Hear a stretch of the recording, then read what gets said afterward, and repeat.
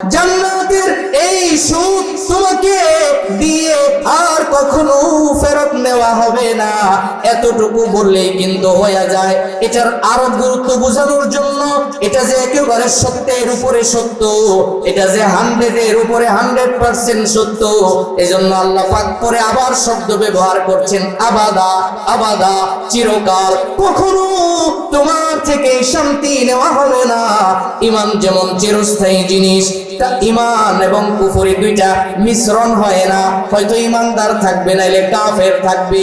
যদি ঈমানদার অবস্থায় কেউ কুফরি করে ফেলে, তাহলে তার পিছনের জীবনের সব আমল বরবাদ হয়ে যায়। আবার যারা কাফের ছিল, ঈমানদার হয়েছে, পিছনের জীবনের সব গুনাহ কি হয়ে যায়? আল্লাহ মাফ করে দেন।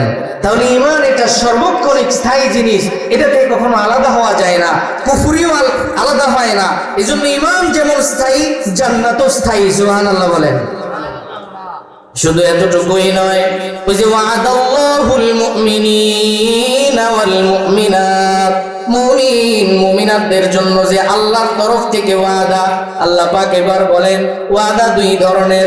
একটা তোমরা নিজেরা একজন আরেকজনের সাথে ওয়াদা করো, আবার তোমরা আমার সাথে ওয়াদা করো।